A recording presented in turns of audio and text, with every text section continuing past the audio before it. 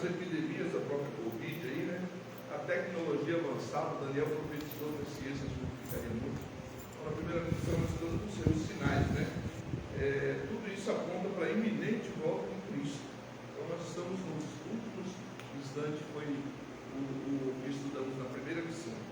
Na segunda lição, nós estudamos que Israel é o relógio de Deus, né? Relógio profético de Deus para o mundo, é o sinal. Jesus disse: quando virdes, né, a figueira, né? Olhar para a figueira e as demais árvores. Quando virdes todas essas coisas, quando brotam a figueira, né, aparecem os seus frutos, sabeis que ele está próximo, né? O verão. E assim, quando virdes todas essas coisas, sabeis que ele está próximo às portas. Então, Israel é um sinal profético de Deus, que em 1948 se estabeleceu de novo na sua terra como nação e está florescendo. Tudo está sendo preparado para a construção do terceiro templo. Estão preparando linha férrea que leve direto do aeroporto rapidamente para o monte do templo, para a adoração, onde vão reconstruir o templo, e quem se assentará naquele templo dessa vez será o anticristo e fará aliança com ele, muitos crerão nele. Israel então é o relógio profético de Deus, é um sinal claro e evidente de que a volta do Senhor está cada vez mais próxima.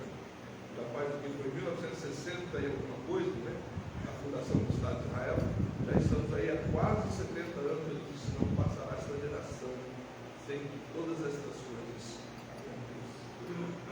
Na lição 3 nós estudamos a ressurreição dos salvos, que ela se dá em 3, né, vezes. Cristo, né, as primícias daqueles que ressuscitaram com ele, entraram pela cidade com Cristo.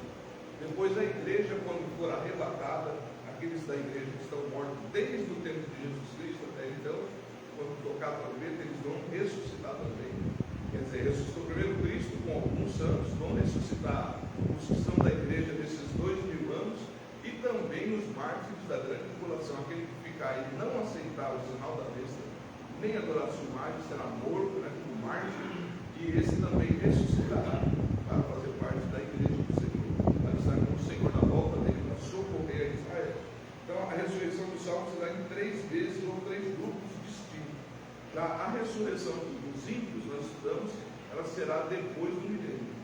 Depois do milênio, para o julgamento final. No juízo final, como está escrito na época dos ímpios, e o trono do grande julgamento, os mortos foram derrubados, os mortos que ele havia, todos foram julgados, eles serão julgados conforme as suas obras, mas é um julgamento para condenação.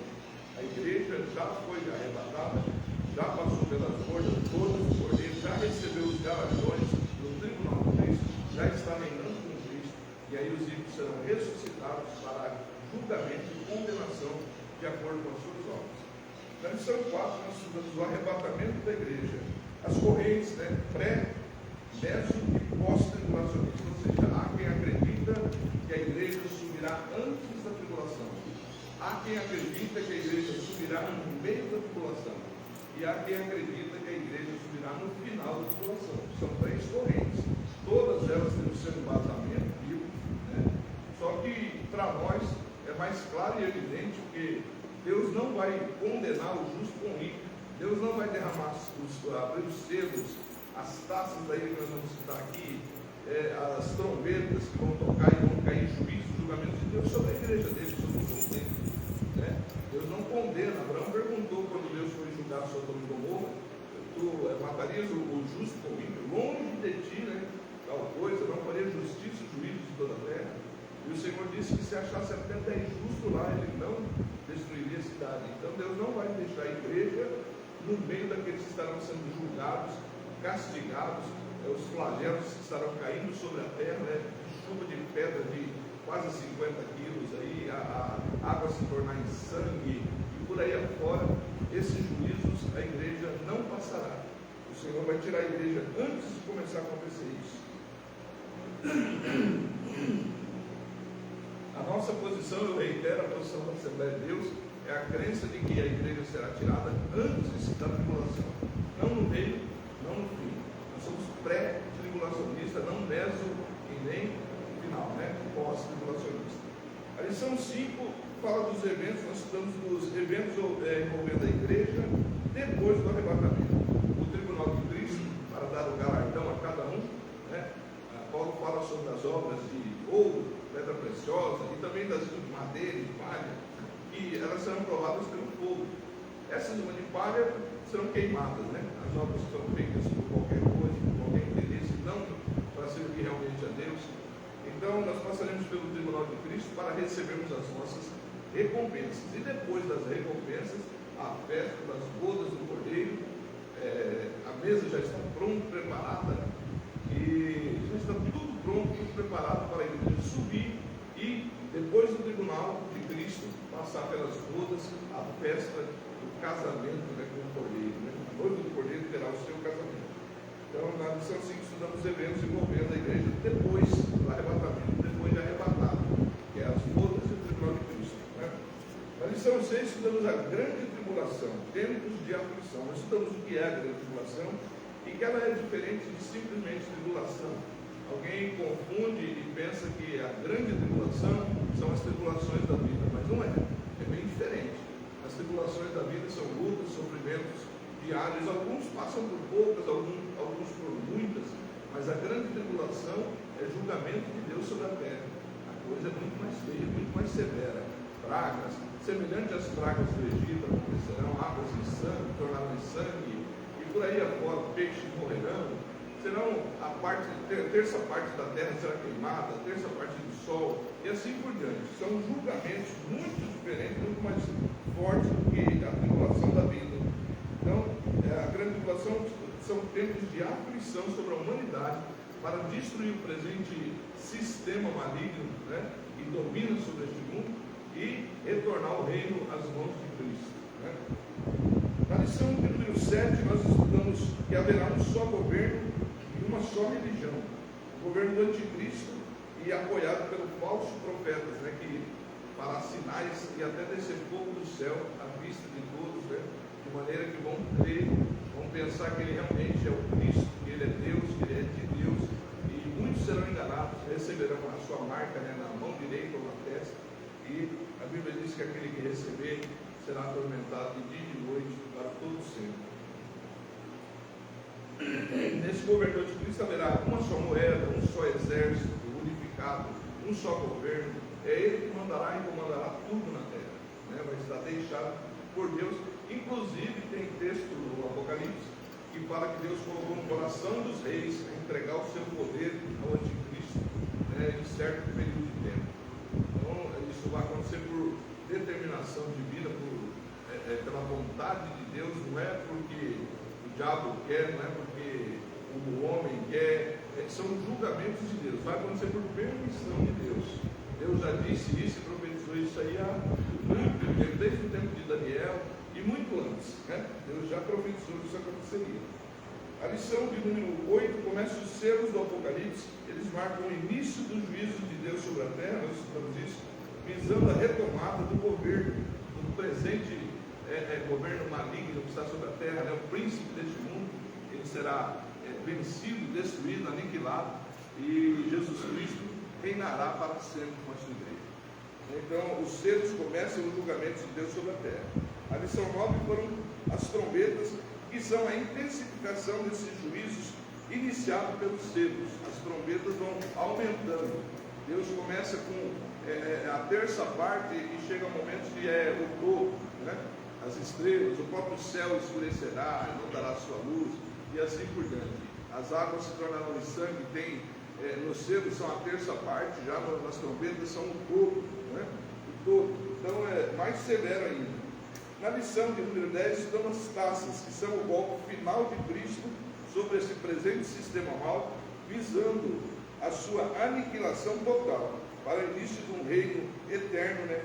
Nosso Senhor Jesus Cristo começa com o reino do milênio, e depois do milênio Satanás ainda será solto, será julgado, e depois entraremos realmente no estado eterno e perfeito, que é os novos céus e nova terra, vai Apocalipse 21 a seguir, né? Na lição de número 11 estudamos a segunda vinda de Cristo, que ela se dará em dois eventos distintos. O arrebatamento, que é furtivo, ninguém vê, é como relâmpago, né? Ou como um abrir e fechar de olhos. Seremos transformados, né? Paulo fala, um abrir e fechar de olhos, tirado, arrancado da terra. A palavra arrebatamento, ela tem no seu contexto rápido, né? Chama parousia, né? Em grego, é o hábito, é secreto. Ninguém vê, a não ser aqueles que participam. O povo vai ver as consequências. Por exemplo, nós temos visto aí muitos se comentar, né? Algum cristão fiel que está dirigindo um carro ou pilotando um avião, ele desaparece. E aquela aeronave cai com milhares de pessoas, embarcações, carros, ônibus, né, que tenham um servo de Deus fiel dirigindo, eles são arrebatados, e o restante, né, acidente, vai haver muita desgraça na terra. Então, o arrebatamento ele é furtivo, ele só vai ser visto por aqueles que participarem dele mesmo. E depois vem a segunda vinda de Cristo. A vinda de Cristo é em duas fases. No final da tribulação, já junto com a igreja, está lá em Judas, né? Este mesmo profetizou Enoque, o sétimo depois de Adão, dizendo: eis que é vindo o Senhor com milhares de seus santos. Ele não fala anjos, são santos. Os santos são a igreja dele, que já foi arrebatada, já recebeu um corpo glorificado, já foi galardoada, já concebeu as suas núpcias, né? O seu matrimônio, né? Com o seu noivo, com o cordeiro, né? A parábola das 10 virgens fala disso. E aí a igreja vem juntamente com ele vem com um cavalo branco, a igreja montada em cavalo, seguindo, né? Seguindo ele, né? Para juízo sobre a terra, onde os exércitos da besta se levantarão contra ele, mas ele se desfará o anticristo, o iníquo, é chamado na Bíblia, com o assopro da sua boca, com a espada que saía da sua boca. E nisso serão lançados a besta e o falso profeta no lago de fogo, e Satanás será preso por 1000 anos. Esse 1000 anos é onde Cristo estabelecerá o reinado, que nós estaremos estudando agora na lição de número 13. Né? A lição 13 trata do milênio e reino eterno. Há uma diferença. Né? Há uma diferença. Glória a Deus. O objetivo geral dessa lição é aprender sobre a restauração de todas as coisas. A Bíblia fala que até a criação geme, está com dores de parto, esperando a sua redenção, porque a criação ficou sujeita ao diabo, não por sua vontade, né? Mas porque ele a sujeitou. Ele a sujeitou porque Adão pecou, e ao pecar Adão veio a maldição sobre a terra. Então animais que eram mansos e no milênio vão voltar a ser como era, né? O boi pastará junto do leão, e assim por diante, né? A criança brincará com a áspide, né? Com a serpente. Não haverá mais maldição sobre a terra. Ele retirará, né? O Senhor retirará a maldição que o pecado trouxe, né? Deus havia prometido, avisado: o dia que comeres certamente morrerá. Eles escolheram desobedecer, e a desobediência a Deus trouxe junto consigo a morte e todas as demais maldições. A terra produzir cardos, espinhos, né? O suor do seu rosto, o homem comeria o seu pão. A mulher, para dar à luz, seria com dores, né? Então mudou tudo, não era para ser assim. Deus tinha projetado algo muito melhor para nós, muito melhor. Mas Deus, sabendo que o homem pecaria, porque Deus sabe o fim, já antes do princípio, né? Deus está lá no fim, está lá no princípio, Ele é o alfa, Ele é o ômega. Então Ele já sabia que o homem pecaria e cairia. Então, antes da fundação do mundo, a Bíblia diz que o Cordeiro foi morto antes da fundação do mundo. E Ele nos elegeu nele, em Cristo, antes da fundação do mundo. Então, antes de fundar o mundo, Deus já sabia o que ia acontecer lá no final, né? Nosso Deus é tremendo, é maravilhoso. Aí, aprender sobre a restauração de todas as coisas, conceituar milênio e reino eterno, distinguir esses dois períodos, são diferentes, e aprender que Deus dará sequência ao seu plano inicial, o plano lá do Jardim do Éden, né? Onde era para ser algo maravilhoso, o homem só tinha que obedecer o fato de não comer daquela árvore que Deus proibiu. De todas as outras podia, mas aquela Deus determinou, Deus proibiu. Satanás, jogando com as palavras, enganou Eva, que foi e tomou do fruto, comeu, e deu também a Adão, Adão também comeu. Então o pecado entrou no mundo, e por conta do pecado, a morte e todas as demais maldições que o Senhor vai restaurar, vai retirar essa maldição da terra. A introdução: existe na Bíblia uma grande quantidade de textos sobre o reino milenar, porém muitos confundem esse reino com o estado eterno, ou com o céu, paraíso, estado intermediário após a morte, e que nada tem a ver com a terra. Para outros, o reino é imaterial ou espiritual, no qual Deus governaria nos corações dos homens apenas. Alguns pensam que é algo espiritual, a linguagem lá do reino milenar, e Deus governaria somente no coração. Mas a Bíblia fala que é na terra, fala sobre a terra. Inclusive, a restauração das coisas que eu estou falando aqui, animais vão ficar mansos de novo, a terra vai parar de produzir carnes e espinhos, e assim por diante. Isso tudo é restauração na terra. O milênio, então, é na terra. E ainda há os que creem que o reino é simplesmente terreno, sem realidades espirituais vinculadas. Seria uma estrutura política e social a ser alcançada pelos homens. Alguém acredita que seria um reino com Cristo como governante, mas é os homens que estabeleceriam o reino. Inclusive, a igreja a teologia da libertação, por exemplo, ela prega isso. E o Senhor trouxe para nós o ensino para nós vivermos e fazermos um mundo melhor, o reino de Deus na terra. E não é isso. O reino de Deus que será estabelecido no milênio, será estabelecido por Cristo. Primeiro ele julgará, Satanás será preso, ele julgará a besta, o falso profeta, e o anticristo, ele julgará, lançará no lago do fogo e aprenderá, Satanás será preso, para que haja esse reino. É ele quem vai estar dominando, ele vai estar governando, lá os homens que vão fazer isso. É o Senhor mesmo. Pastor, inclusive o anticristo vai usar essa tese aí, de que ele vai instaurar um milênio, vai trazer a paz mundial, justamente nesse assunto. Muitos vão acreditar nele exatamente por isso, porque subiu a igreja, vai sobrar casa, vai sobrar carro, vai sobrar emprego, vai sobrar muita coisa. E ele vai dizer que foi, dar uma desculpa. Alguém acredita que, como hoje em dia já se fala muito nos extraterrestres, que essa vai ser a desculpa dele, que foram tirados por extraterrestre e levados, e aquilo que sobrou vai ser abundante para o povo. Então o povo vai ter paz, vai ter fartura, vai ter tudo que precisa. Dessa forma ele agirá como se ele estivesse criando um reino de paz. Isso já se viu no próprio Hitler, dizendo que o reino dele seria um reinado, um reino de 1000 anos, pensando ele talvez que fosse ele, o personagem dali da Bíblia, que estabeleceria 1000 anos de paz.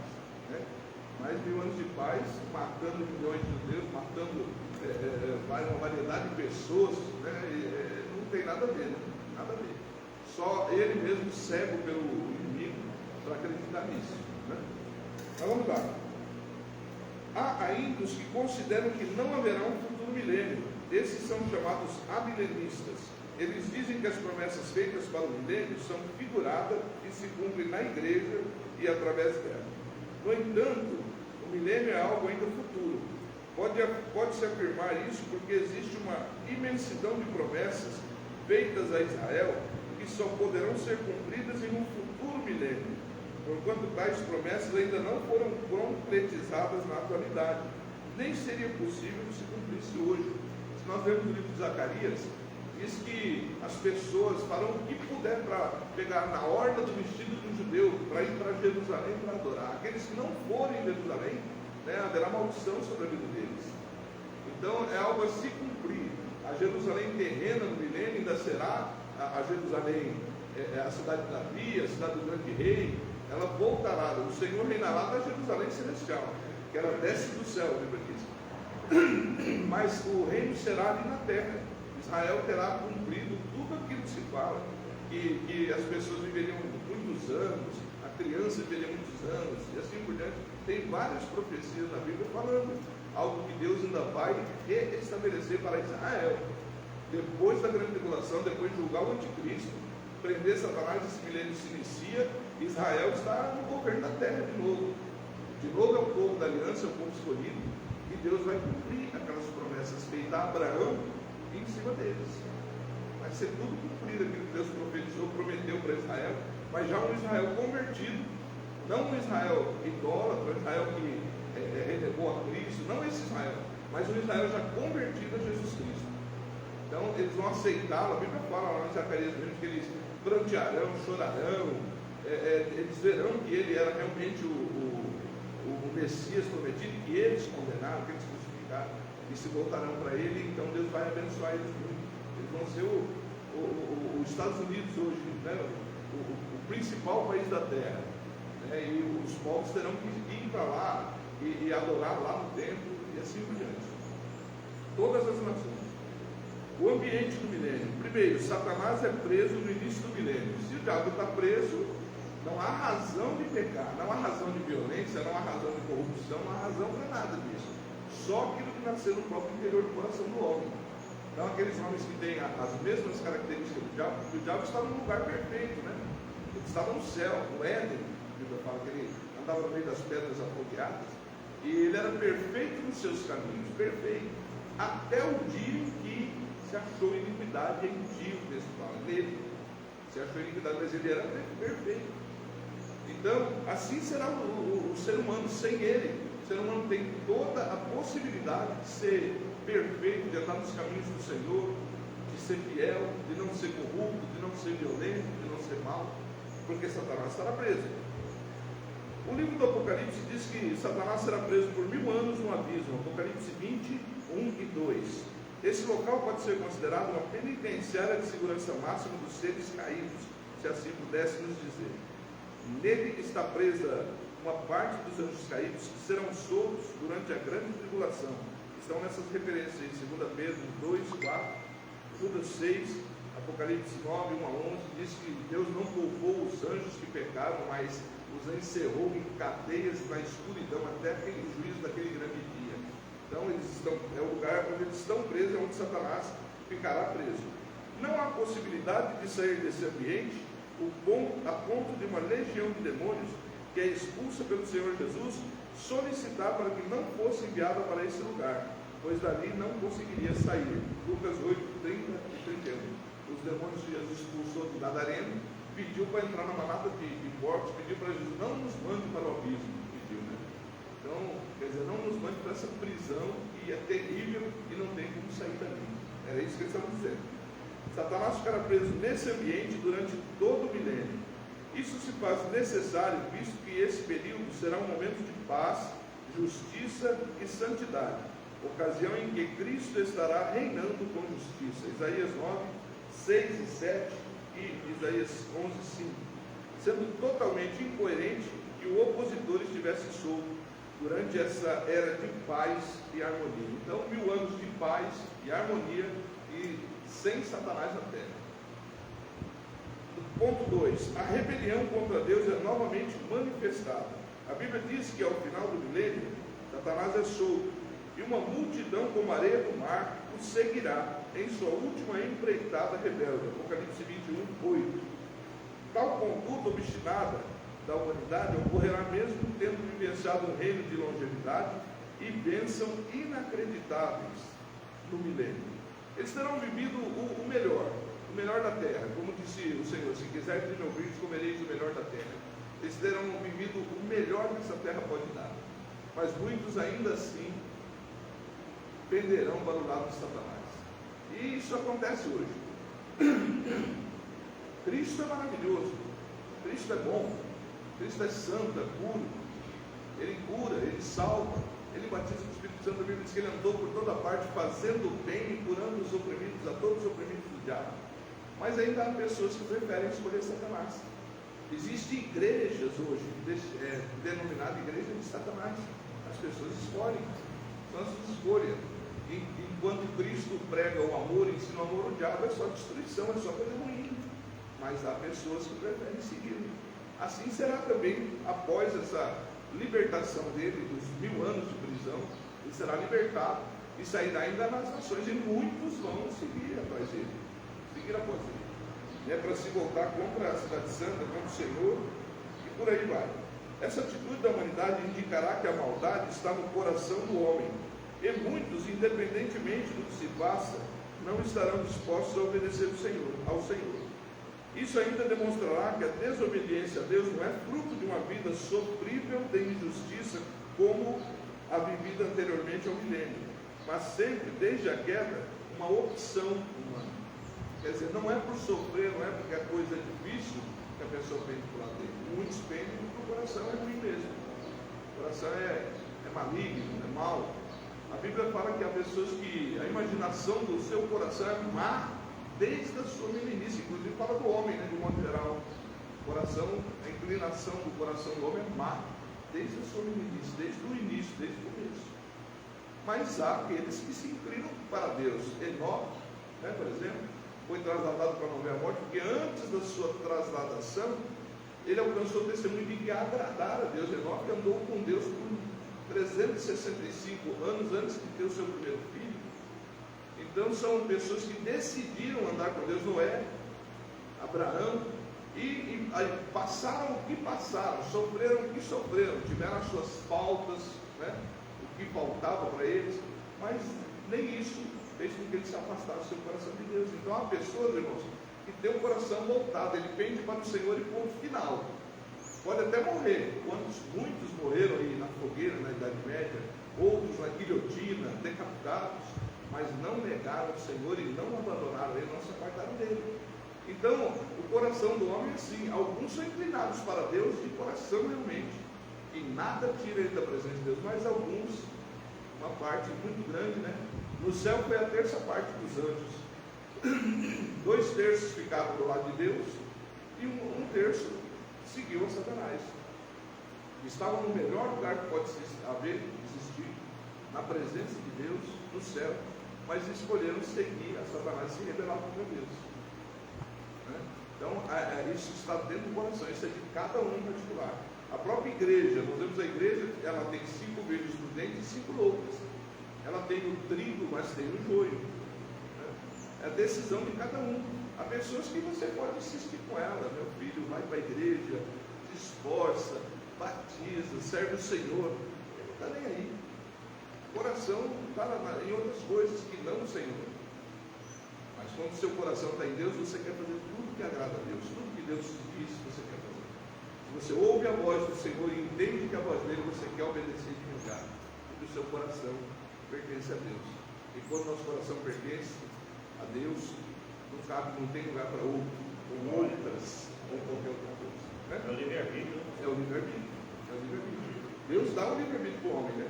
Agora, procede no coração de cada um as suas escolhas, né? Conforme seus interesses, conforme a sua imaginação. Eu não sei o que os anjos que seguiram a Lúcifer pensavam, qual era a imaginação deles. Será que eles pensaram que poderiam ter um reino melhor e tirar um criador do seu trono? É muita arrogância, né? É muita prepotência. É como diz lá Paulo aos Romanos, o caco de barro pode dizer ao oleiro, o que está fazendo? Não, o vaso, o oleiro amassa como quer, faz como quer. E eles, diante de Deus, eram caco de barro, ainda que não foram feitos de barro, mas não passavam de caco de barro, são obra da mão do Criador. Mas é impressionante essa colocação perfeita aí dos anjos, porque a gente não pensa assim, né? Como é que pode os próprios anjos no céu, né, se revoltaram contra Deus? E sabendo que Ele é Deus, Ele os criou, presenciando a sua presença, isso, sua glória, seu poder, sua majestade. Mas assim você vê, homens na terra têm essa me foge a palavra aqui, essa arrogância, essa petulância, né, seria a palavra. Homens têm isso, de se voltar contra Deus, que dirá os anjos, né, que estavam lá numa posição muito... Em Apocalipse fala que quando Satanás foi preso, um anjo que vai prender. Um anjo vai prender. Um anjo com uma grande cadeia na mão vai descer do céu. Tamanha... E você vê uma coisa. Insignificância, né? Você vê uma coisa, alguém diz assim, eu vi alguém comentar na internet outro dia que o Miguel poderia perder a luta contra o diabo, porque o diabo era querubim e Miguel arcanjo.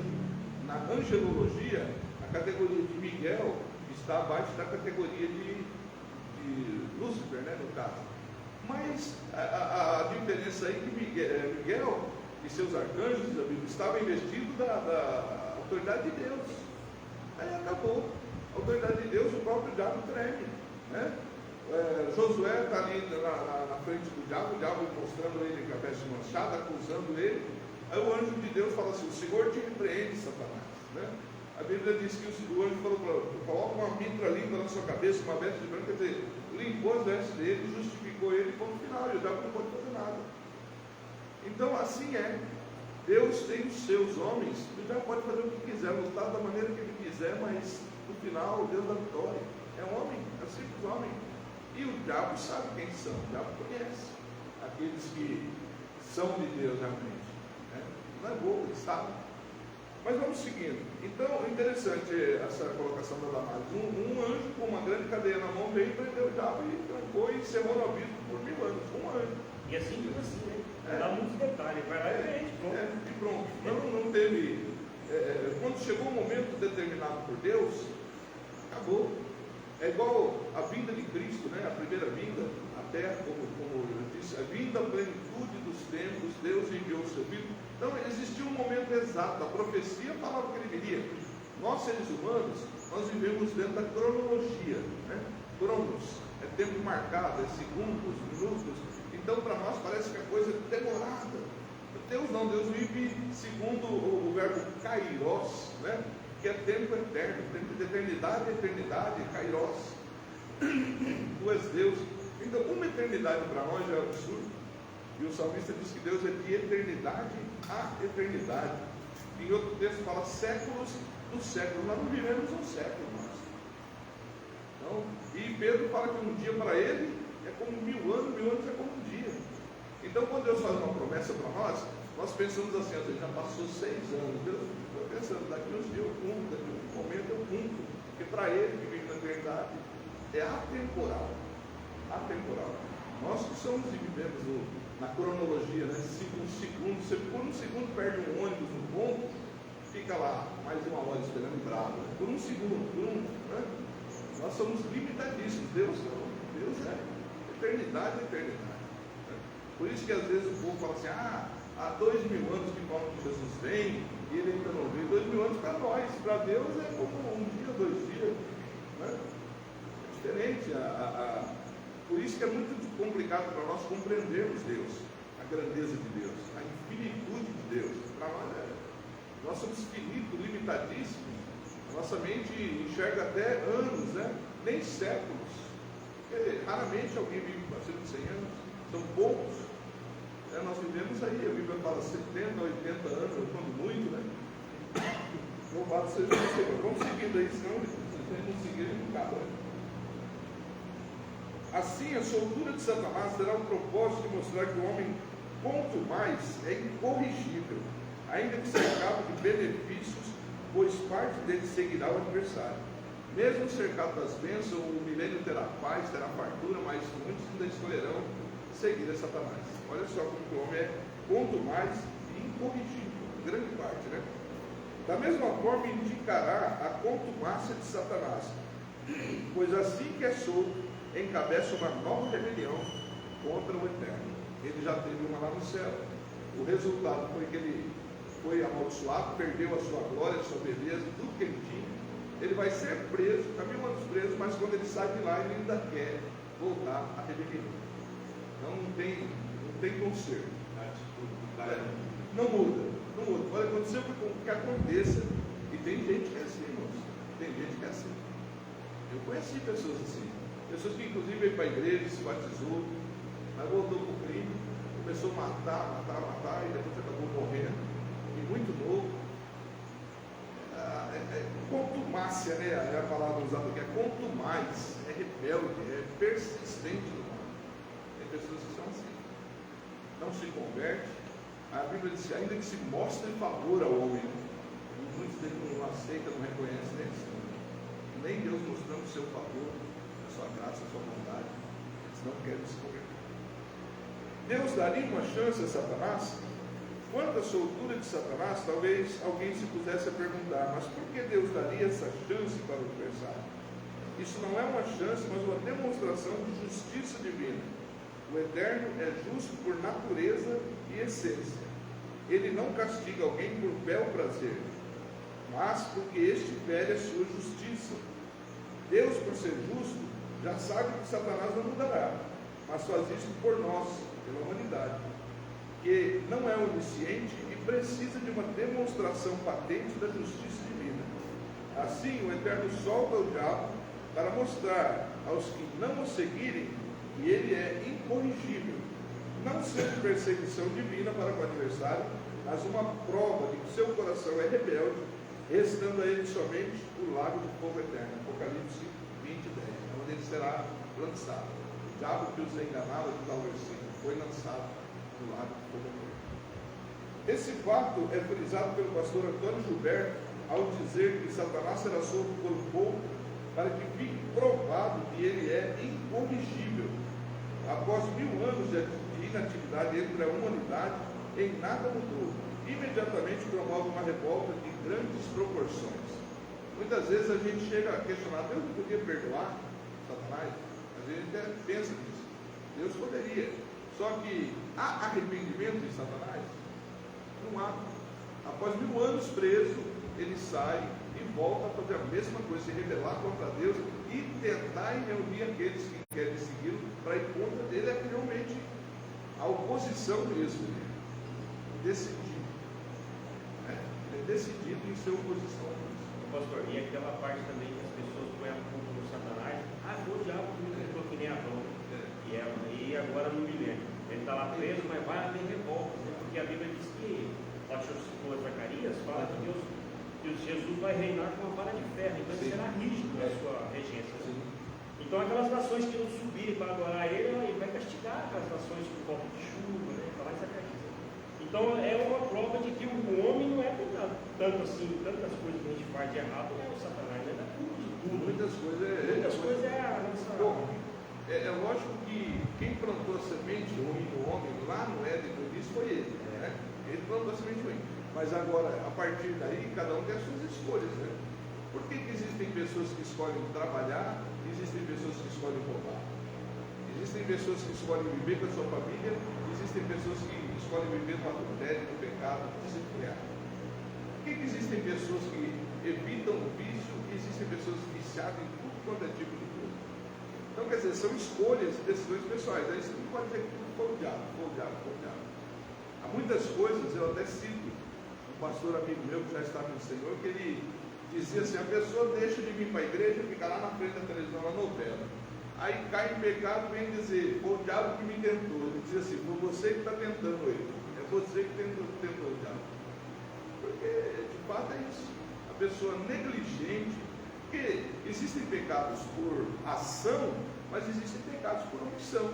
Quando eu deixo de orar, quando eu deixo de ler minha Bíblia e meditar, quando eu deixo as coisas espirituais, de buscar intimidade e comunhão com Deus, e eu caio em pecado, quem é o culpado disso? É Satanás ou sou eu que sou negligente, não vigiei, não cuidei? Quando a recomendação de Jesus Cristo é vigiar e orar.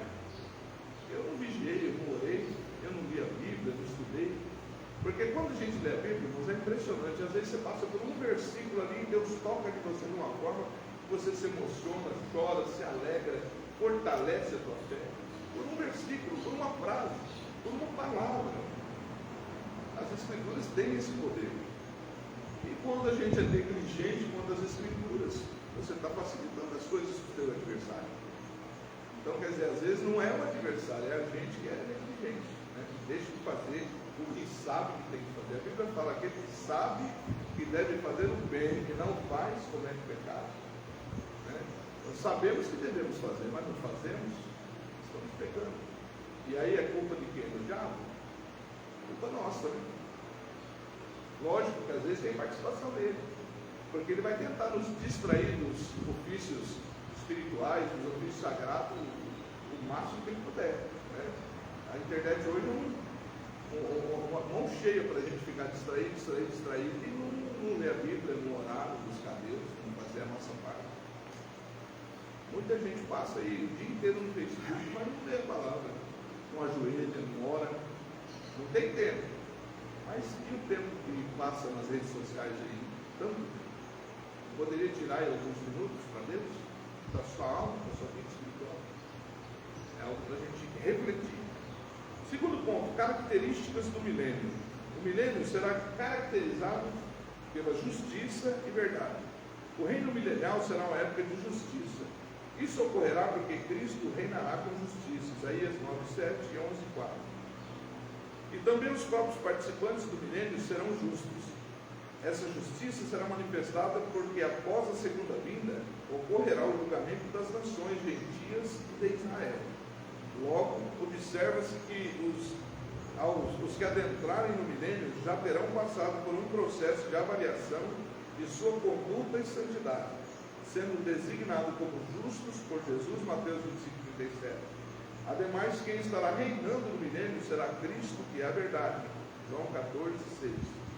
Enquanto que o pai da mentira, que é Satanás, estará preso. João 8,44, Apocalipse 21 a 3. Também será impossível mentir a Cristo, pois ele mesmo estará exercendo a sua onisciência quando estiver governando aqui no milênio, e saberá todas as intenções do coração do homem. Salmo 139, 1 a 6 fala que ele sonda e conhece o nosso interior, né, desde a nossa formação do ventre. 1 Coríntios 4, 5. Então, será caracterizado pela justiça e verdade. O homem não poderá mentir ao Senhor, não tem como, né? O Senhor sabe a intenção do coração dele. Então, será um tempo de justiça e verdade. Não adianta, não, porque foi assim, porque foi assado, eu fiz por isso, por aquilo. O Senhor sabe a razão, né? Os motivos, as motivações por trás de todas as coisas. O milênio será caracterizado pela obediência. Sempre foi plano de Deus que suas criaturas lhe obedecessem. Foi com esse propósito que ele colocou a árvore no meio do jardim do Éden, Gênesis 2, 16 e 17, para testar a fidelidade do homem. Todavia, como é sabido, Adão falhou ao comer da árvore do conhecimento do bem e do mal. Ele desobedeceu a Deus e passou ao domínio de Satanás, o qual, a partir de então, tornou-se o Deus, com letra minúscula, né? O Deus deste século, o Deus deste mundo. 2 Coríntios 4, 1 João 5, 19. Passando a humanidade a viver em plena desobediência a Deus.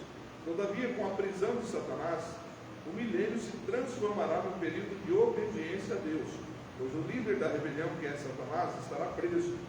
Além disso, todos os que adentrarem no milênio serão justos, pois terão passado pelos julgamentos. Ademais, durante o milênio, Cristo estará reinando com justiça, e qualquer rebelião e desobediência serão liquidadas de forma enérgica. Salmo 2, 8 e 9, Apocalipse 19, 15. Outro sim, a igreja estará auxiliando Cristo a fazer um reinado justo e incomplacente com os atos de perversidade. Apocalipse 2, 26 e 27. É o texto que fala que eu darei poder sobre as nações, ao que vencer, né, darei poder sobre as nações, e ele com vara de ferro as regerá, e serão quebrantados como vasos de oleira, assim como eu recebi do meu Pai. Ele recebeu todo o poder dos céus e na terra, e ele dará essa autoridade ao seu povo, à sua igreja, que voltará e reinará junto com ele. E tem um texto na Bíblia, né, que o servo fiel vem e fala: olha, Senhor, está aqui, o Senhor me forneceu, eu granjei mais tantos talentos com ele, está aqui o que é teu, e o Senhor nos bem está, servo bom e fiel. Você terá autoridade sobre 10 cidades, por exemplo. Então, a igreja, ela será como o prefeito da cidade, né? Mas mais do que o prefeito, um juiz, porque com vara de ferro a regerá será como rei, né? Então, o errado será errado como final. Hoje em dia, o errado se passa a mão, o criminoso é absolvido, às vezes paga, compra sentença. Isso é bíblico, a Bíblia fala disso, né? Compra sentença e assim por diante, mas lá não haverá como. Você está errado e ponto final. E não adianta querer se rebelar, porque é vara de ferro. Vara de ferro. É o que a gente chama de mão de ferro, né?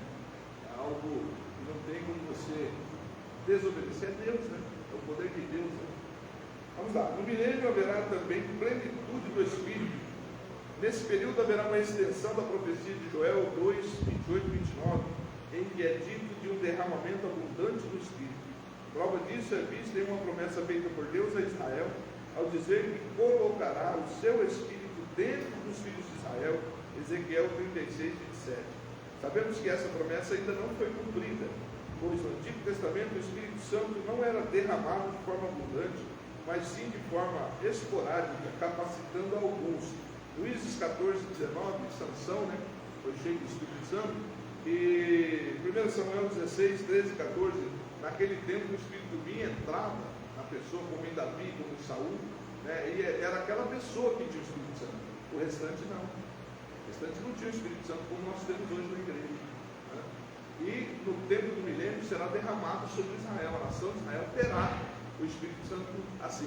E vocês observam, qualquer vídeo que vocês assistirem aí sobre Israel, o povo lá é dedicadíssimo, principalmente se são religiosos, né? Porque tem uma grande gama lá que não crê, está lá porque nasceu, porque é originário de lá, porque está cumprindo uma profecia de Deus e ele mesmo não sabe. Muitos estão lá são incrédulos. Pergunta de Cristo para eles, Já ouviu falar de Cristo? O que você pensa de Jesus? Foi um bom homem. Só isso. Então, eles não têm, muitos deles, uma grande parte deles não tem religião, não crê. O próprio Deus deles, que criou Israel, que estabeleceu, que sustenta, porque Israel até não existe mais. O que Hitler fez com a perseguição, espalhada por todas as nações, tirado da sua terra, era para não existir mais. Se não fosse a mão do Eterno, o poder de Deus que sustenta, que segura eles não existiriam mais. Mas Deus cumpre tudo que fala, inclusive as profecias que falam que eles retornariam para a sua terra, estão todas se cumprindo, estão retornando cada vez mais. Então, mas Israel, uma grande parte não crê, não acredita em Deus. Mas quando o Espírito for derramado sobre eles, então eles chorarão, a Bíblia diz, e prantearão com quem pranteia por um unigênito, que diz o texto da Zacarias. Vamos lá. Hoje, quem desfruta desse derramamento do Espírito é a igreja, e não os judeus, porque eles rejeitaram a Cristo. Então a profecia de Joel, na qual o Espírito Santo seria derramado sobre toda a carne, ainda não foi cumprida totalmente, pois nem toda a carne, na atualidade, desfruta desse derramamento, porém somente a igreja. Mas no milênio, no qual haverá um ambiente propício de justiça, verdade, santidade, obediência, o Espírito Santo será derramado de forma abundante, como jamais visto antes. Está lá em Isaías 32:15 e 44:3. Então, haverá um derramamento do Espírito que capacitará os judeus a crerem em Cristo e a obedecerem a Cristo. Aí a coisa será bem diferente, eles serão como os apóstolos, né? Serão como os apóstolos. No milênio, acredito que eles serão os evangelistas da terra, né? Os que pregarão o Evangelho, porque o Evangelho é eterno, né? Ele diz que há o Evangelho eterno. Ele não é, o Evangelho não vai passar nunca, esse é eterno. As boas novas. O reino eterno, o terceiro ponto. O tabernáculo de Deus estará com os homens. Apocalipse 21:3 nos diz que o tabernáculo de Deus está com os homens. Então Deus habitará com eles e eles serão o seu povo. Deve-se observar que esses fatos se dão após o milênio e o julgamento do trono branco, já no novo céu e nova terra. Apocalipse 21:1. Quer dizer, no Apocalipse 21 começa ali o capítulo dizendo dos novos céus e nova terra. Aqui nesse versículo ele citou que o tabernáculo de Deus estará entre os homens, já é Apocalipse 21:3, já foi criado um novo céu e nova terra, o mar já não existe, né? Então já está no eterno estado, né? No eterno estado. Esse texto é uma descrição, de como será o ambiente na eternidade. Deus habitará com os homens e esses não serão a igreja que possuirá corpos espirituais. 1 Coríntios 15, 42 e 44, 48, 49, 52 e Filipenses 3:21. Esses homens se referem à humanidade que passou por todos esses estágios sem se rebelar contra Deus e alcançarão o grau de perfeição que Adão teria tido se não tivesse pecado. Logo, pode-se concluir que Deus terá realizado o seu plano inicial para com os homens, que seria a humanidade habitando aqui na terra em plena comunhão com Ele. Olha só, vamos ver aqui o que ele está dizendo aqui, o comentarista, que aqueles que no milênio forem fiéis a Deus, eles permanecerão no novo céu e nova terra, como homens. A igreja já estará como os anjos. Acredito eu, aproveitando essa colocação desse comentarista aqui, que a igreja vai substituir a terça parte dos anjos que se rebelaram e foram para Satanás. Porque Jesus disse, né, que na ressurreição não se casa, nem se dá em casamento, mas seremos como os anjos do céu. Então acredito que os anjos que caíram em pecado, que são milhares, né, a igreja vai substituir eles. É um pensamento meu. Não está escrito na Bíblia, mas se seremos como os anjos do céu, se tem, a terça parte vai cair. Se os homens do milênio permanecem no novo céu e nova terra, na nova terra, vivendo na nova terra, a igreja está lá no céu com Cristo, o que impede dela ser a substituta da terça parte dos anjos que seguiram a Satanás? Ela seguiu o Cordeiro, ela é bem o oposto, né? Bem o oposto daqueles que seguiram a Adão, ela seguiu o Cordeiro de Deus, viveu por Cristo, muitos vivi por Cristo, né? Morri por Cristo, muitas pessoas têm a sua vida assim, né? Então são dignos, né, de alcançar esse mundo vindouro que Jesus falou. Vamos lá. Deus dará sequência ao plano adâmico O Criador possuirá ainda um remanescente aqui na terra, com quem dará continuidade ao plano que tinha com Adão antes da queda. Outra prova de que haverá nações vivendo aqui na terra, na eternidade, é demonstrada em Apocalipse 21, 23 e 24. Esse texto descreve a Nova Jerusalém que existirá no novo céu e na nova terra. Os versículos nos dizem que as nações andarão na sua luz, e os reis da terra trarão para ela glória e honra. Esses fatos ocorrerão na eternidade, Apocalipse 21, relatando que haverá reis e nações. Ademais, Apocalipse 22, 2, relatando a eternidade, diz que as folhas da árvore da vida servirão para a cura das nações. Outro texto relatando que haverá nações na eternidade. Outro sim, Israel detém promessas eternas de que possuirá a terra da promessa para sempre. Gênesis 17, 8. Davi recebeu a promessa de um reino eterno, 2 Samuel 7, 12 e 13. Ademais, Isaías descreve o novo céu e a nova terra, em que toda a humanidade adorará a Deus de uma lua nova a outra. Isaías 66, 22 e 23. Então, haverá nações no novo céu e na nova terra. Será como se fosse o início sem Satanás, que fez o mundo cair. Haverá um novo céu e nova terra, onde habitará a justiça, ele fala isso, onde habitará a justiça.